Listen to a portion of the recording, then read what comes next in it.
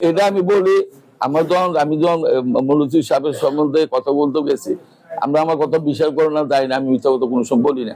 আমার দুইটা প্রশ্ন করছে মহসিন সাহেব, তোমার উদ্দুর কি? আমি আপনার একবার বলছি, একবার আপনার কাছে আমি চিঠি দিছি, দ্বিতীয় ফাদার আমি চিঠি দিব না। উনি আমার যখন বৈশাখ করে দিছে এই সময় উনি জানতো না, উনি যেটা বলছে উনি জানতো না। আমার টাকা দিছে, তুমি তাড়াতাড়ি লেখো। আমি নয় পল্টনে লেখা বইয়া ওনার কাছে একটা দিছি, তারেক সাহেবের রেফারেন্স করে একটা রিজভি সাহেবের কাছে দিছি। আমি সেইদিন দিছি, আমি আর দেবো না। আমি যদি দলের ভালোবাসি, দলের লেগে নিবেদিত কাজ করি, আমরা তো আমার নিবেন, আমি আর লিখবো না। আরটা বলছে মেয়র হোসেন সরকার, আমি কি আপনি আমার রহন মেয়র বানিয়ে দিতে পারবেন? আমরা দল তো ক্ষমতা নাই।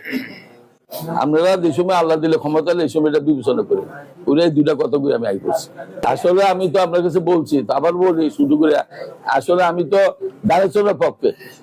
আমাদের নেতা ভারপ্রাপ্ত নেতা তারেক সাহেব তো যাকে দিচ্ছে, আপনারাও ছিলেন মনোজ চৌধুরী সাহেবরে, ওনারকে আমি কাজ করে যাইতেছিলাম।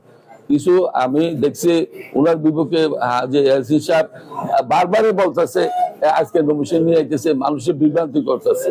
এই কারণে আমি একটু আবেগ করে আমি এটা মনোবল কিনছি, কিন্তু এটা আমার কিনা ঠিক হয়েছে না। কিন্তু আমি এটাও বলি, এসি সাহেব যদি কোনো রকমে, আমি যে আল্লাহ জানে নমিশন বদলাবেন, আমি যদি জানি যদি কোনো রকমে বদলায়, আমি সাক্ষ্য ইনশাল্লাহ ইয়াসিন সাহেবের বিরুদ্ধে আমি ইলেকশন করবো।